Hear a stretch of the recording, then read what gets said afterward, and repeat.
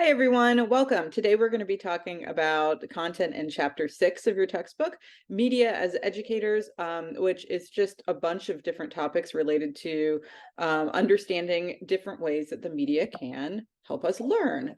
Okay, so what better place to begin than Mr. Rogers' Neighborhood? Hopefully, Mr. Rogers was a figure in your life when you were younger. The target demographic for Mr. Rogers' Neighborhood is preschool age. So maybe when you were 3 or 4, you would watch Mr. Rogers put on his cardigan and his sneakers and feed his goldfish. It was lovely. Mr. Rogers, the educational goals that he had for children were what we would call effective goals. And that's the important thing I want you to take away from this. Effective goals meaning how children feel about different things. He wanted to improve their self-esteem, make them more aware of others, enhance their education, make them feel more connected to community, make them feel safe and not afraid. He gave children a lot of emotional tools. And that's why if you go back and watch old Mr. Rogers episodes, you'll notice that everything is very slow moving, right? He goes through a routine. Everything is about making kids feel safe and comfortable and familiar with him so that he can get those lessons there. The only quip I have is that he had those freaky puppets, and the puppets were really freaky looking. And I was like, it's weird that this guy wants to like make kids feel safe and he has these freaky puppets, but everything else very successful. Sesame Street, which is another television show geared towards children in preschool age, has not very, but it certainly has different roots and slightly different objectives. And if you go back and watch Sesame Street and compare and contrast, you can sort of see how the different formats lend themselves to these different goals. But first, a little history. So it was developed by the Children's Television Workshop, and the whole point was they realized that there were certain children in the United States that were falling behind once they got to kindergarten. Generally, students from low SES, socioeconomic status, which is sort of a conglomerate of factors related to income and class and race and geography, like where people are living. So you'll notice, for instance, that Sesame Street is set in an inner city, right? That was no coincidence. It was really supposed to appeal to the kids who were falling behind again in terms of academic performance in kindergarten. And these were very different goals from Mr. Rogers. So if Mr. Rogers had effective goals, Sesame Street was all about cognitive goals, like trying to help kids do cognitive tasks, count, you get at the count. You know what I'm talking. And then think about how they were, like, how fast paced it was. It wasn't like Mr. Rogers where he's coming in and spending 5 minutes feeding the fish, right? It was a lot of quick editing. We're going to the crayon factory, and then we're going to go back and we're going to see Big Bird, and then we're going to have like a puppet show, and but less freaky puppets. Numbers, letters, associations, those were all cognitive lessons. And here's the thing: Sesame Street, wildly successful. It's a very good educational tool, but regarding its original goal. So remember, I told you that what they were trying to do here is take the kids, so in the dark green, and improve how their academic achievement when they went to kindergarten. So you can see before in the dark purple, right over here, it was low, and look, it increased. But here's the kind of the problem. They call this the Matthew effect, but really it's just more of the rich gets richer, which we'll talk about a little bit later too. Do I have a little? Yeah, there we go. So it got bigger, but also the light purple, the kids that were already doing well, when they watched Sesame Street, they did even better. So basically everybody improved, but that gap in achievement actually wasn't closed at the time. So again, this is not to say that Sesame Street wasn't effective. It was effective at educating children, but it kind of put everybody on a different plane instead of helping narrow the gap between the low achievers and the high achievers. So the reason behind that, as I mentioned, Matthew effect, rich gets richer. It's just that, and this is a principle that doesn't just apply to media.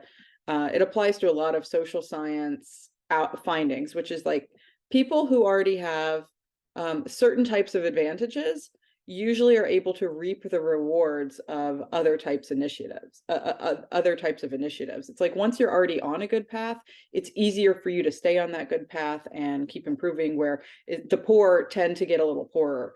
And again, not to say that all the kids didn't benefit, but that gap just didn't close. One other thing I wanted you to know about Sesame Street is, one thing that they learned very early on in Sesame Street, and I don't even think this is in your book, but it's what I study, so I'm really interested in it, is that in order for kids to really benefit from the lessons from Sesame Street, it really helps if parents are around. So and by the way, fascinating study from the 70s found children don't even have to talk to parents about Sesame Street. Just having the presence of parents next to children while they're watching, for some reason, has an effect of helping them retain the information better and understand it. Although, of course, talking is good too. So one thing that Sesame Street's done, if you've ever seen it before, is they will bring in like celebrities, or they'll do parodies of like television shows that are made for adults. And if you've ever stopped and asked yourself, like, why would my 4-year-old niece need to like see the parody of Law and Order on Sesame Street? She's not going to get the joke. The answer is it's not really for her. The whole point that Sesame Street, the whole point of having like Katy Perry and other celebrities on Sesame Street is to get the parents to sit down, get them in on the joke, give them something to appreciate, so that they can sort of appreciate the whole show on a different level, and they'll be encouraged to watch it with their children. Co-viewing is what it's called. Okay, moving on. Yeah, so just a little topic switch. We're going to talk about a really, really important psychology theory now. If you take Psychology 101, you will talk extensively about this theory too, but it'll become clear, hopefully in a second, why it's so relevant to understanding media effects. So in this class, we're going to call it social learning theory, but the truth is it has been sort of revised and people now refer to it as social cognitive theory, but I like calling it social learning theory because it's going to help you remember what the essence of it is. So Albert Bandura was a famous psychologist, and he was interested in how humans learn vicariously. Vicarious learning is just learning by watching. Like, okay, I can learn, how to, I can learn how to shoot a gun by trying to shoot a gun and by practicing. But in theory, I could learn just by watching somebody else do it. I could figure out how to hold it. I could figure out like how to, you're going to tell very quickly if I keep up with this example that I actually do not know how to shoot a gun. I have, but I don't remember it. But, like, here's another, I know somebody in this class likes gymnastics, and I was like, okay, actually gymnastics is a great example. I could learn to do gymnastics, probably not well. Sorry about this guy. You got a cough? I could learn to do gymnastics, probably not well, but I could practice cartwheels. I could try to experience different things and learn to do it. But I could also just watch somebody and then try to mimic what they're doing, to model what they're doing. And in doing so, I would be learning vicariously how something is done just by watching, not by doing. Oh, shoot. My slides are all out of order. Sorry, y'all. I'll try to fix this before I post them online, or I'll take the ones down I posted and whatever. I did want to mention Sesame Street also teaches effective lessons too. They didn't start off doing that, but they did a little bit more Mr. Rogers type stuff too. Like I remember when I was growing up, there was a death of a character on Sesame Street, and so Sesame Street had to talk about death.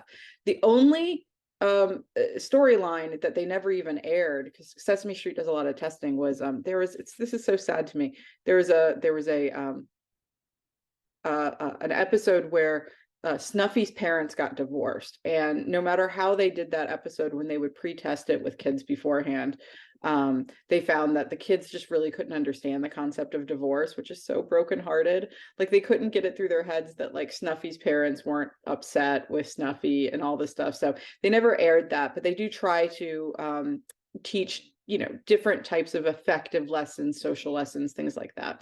Okay, sorry. So back to social learning theory. Sorry, that was bad. We're back to vicarious learning. Okay, learning by watching.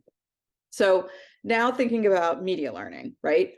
That's why this is relevant to media, because a lot of where we just see examples without experience it, where we can learn to do something without actually doing it, is by watching other people on the media do something.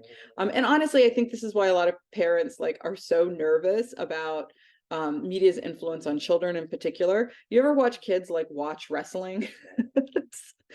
Where they're watching a wrestling match, and then you see them on the couch, and I don't know the wrestling terms, but then they're jumping off the couch onto their buddy, and doing this with their elbows and stuff. And it's right, it's because they are literally trying to mimic what they see on TV. And yeah, sometimes it happens like that. But more often than not, right, there's not this magic bullet effect of the media on people. In order for people, so it's just because you see somebody smoking on the media doesn't mean that you're going to go and try to pick up a cigarette, right? You get what I'm saying? So what social learning theory does is it sort of goes through well, what are and theory does a lot, but what are the criteria for people to model different types of behaviors that they see? One of them is attention. I mean, if you're not watching TV or paying attention to the video game you're playing, you can't model the behavior. And then you have to remember it, right? It's let's just say you saw something really complicated, back to my gymnastics example. I'm okay, I could watch somebody doing gymnastics, but am I going to remember all the steps? Or if I'm watching somebody ballroom dancing, and I'm going to be able to remember how to do what they want to do. And then there's that the ability point. Can I even reproduce it? Gymnastics, again, I could not. I really couldn't even. I might be able to do a somersault, but the truth is even if I attended to something and I could remember all the different steps or stages or recipe or whatever, do I have sort of the ability to reproduce it? And physically, I probably don't. So I probably will not mimic that behavior. But then, and I have the reproduction and motivation part in red here, because I do think they're key. And then there's a question of motivation. Even if I could do everything, even if I knew how to smoke a cigarette, do I have the motivation to do it? And what social learning theory says is that basically people get motivation if they see other people being rewarded for the behavior, or they get motivation to not do something if they see people being punished for a behavior. So this is where it gets kind of tricky, because if somebody sees somebody in the media smoking a cigarette and that person seems attractive and they seem popular, that might give somebody a little bit more motivation, right? So it's not just about whether or not things are in the media that people could reproduce. There's got to be a lot of other factors that sort of get checked off before people actually decide to reproduce any of this stuff. This guy, he clearly wants to reproduce Taylor, and he's got the motivation to do it. Now, video games are a particular topic, a particularly interesting topic, because before, when we're talking about social learning, we're thinking about oh, do people just watch other people do it and then try to perform the behavior without direct experience? Video games kind of give you a little bit of direct experience because they're interactive. You have some control over the content. So if you're playing a first-person shooter game, it's true. You're not taking a gun in real life and shooting people, but the people who are concerned about video game effects, which I'll talk about more extensive, or the effects of video games on violence, which I'll talk about more extensively in a second, are oh no, but now people get a feeling of what it must be like to shoot a bunch of people in a rampage because they did it in a video game, and they actually had the interactive experience of doing it. But we'll come back to that in a second and address whether or not that actually translates to violence or not. The other reason, though, that video games are good for education, because remember, not all education is bad. It's not always teaching violence. You can learn a lot from video games. They're multimodal, so you don't just have visuals and audio, you also have tactile I don't know, motor. You have you have motor things or whatever. Clearly you don't have to know that vocabulary for your quiz. And then of course there's a simulation thing, which back to the shooter thing, but this, forget shooting, it could also be flight simulations, or like you could learn to maybe drive on a video game. Is it the exact same thing? No, of course not. That's why we call it a simulation, but it still is a good entry point. I mean, think about like if maybe that you could, if you were training to be a surgeon, that might be a good place to start, right? In like some sort of digital environment. So those are all helpful to make people learn from video games. So can video games be educational? Well, of course. The question is always just like, okay, well, what educational outcome are you interested in? They're not always educational. It depends on the game and what specific outcome you're interested in. Sometimes, there's these positive findings, and I should tell you that the people who wrote your textbook are big video game scholars, and they're very positive about the effects of video games on learning, and they're very negative about like their effects on violence, but whatever, there's some good reason for that. Serious games are games that are designed specifically for the purposes of education, but usually like sort of pro-social education, so trying to teach people about an actual social issue. There was a game a few years ago that taught people like what it's like to be an immigrant in the United States and have to go through different types of bureaucracy to like get a visa and like things like that. So some of it's just sort of trying to open people's mind. Some of it is like, I mean, I actually consider, some students still tell me they play this in school, the Oregon Trail. Like that's supposed to like teach people like what it was like to be, on the Oregon Trail when like your family died of dysentery, fun games. So they're serious, obviously, because these issues aren't just for play. Like there's some sort of like real life educational objective in it. One of them is like Darfur is dying. It was about like the Syrian, the Darfurian refugee, Darfurian genocide, actually. And the funny thing about, do I have a picture of it? No, I don't. The funny thing about Darfur is dying is like when your avatar would die, it was like permanent. Like, it's like, no, it's not coming back, because when people die, like they really die. So it was like this sort of permadeath experience. So very serious. So back to the violence thing. So then the question is like, okay, well, if we can teach people about like what genocide, then that must mean that video games can teach us. So I'm going to put him down. Then that must mean that video games are also an effective way to teach us violence. Well, yeah, they could, but remember the whole thing about social learning theory was like people have to have the motivation. And if you want to watch this video, we're not going to do it now, but if you want to watch this video on the on the PowerPoint slides on your own, it's an interview with a professor, and he makes the point that it's like, look, anybody who is a mass shooter, like the odds are they've played video games, because most people play video games. Correlation between playing games and committing violence is not a really good way to demonstrate that playing video games cause violence. That said, there's some evidence that short term, like after you play like a really arousing game, if you get in the car, you might find yourself driving a little bit more aggressively. But that's like a far cry, from saying that like after you play an aggressive game, you're going to be motivated to go and hurt people. And think about all the people in your life who play games and are not violent. I mean, anecdotal evidence is evidence. So the research on it is basically inconclusive. The reason it's inconclusive is because it really depends on what sort of violent effect people are looking at. There is no evidence that digital games cause people to be violent towards other people. Can they make people temporarily more aggressive? Yes. The open question is whether that aggression, can sort of like accumulate during time and stuff. And that's something really hard to study. But if you ask me, Probably not. But for the purposes of this class, you should know it's the research is pretty inconclusive, but I would not worry about it. But this professor also makes the point, which I like, which the person interviewing him said, "Would you let your kids play violent video games?" And he's like, "No." But that's not because I think it's going to make them violent. It's just because emotionally they're not equipped yet with the tools to sort of, they haven't watched enough Mr. Rogers to help them deal with some of the complex emotions in these games.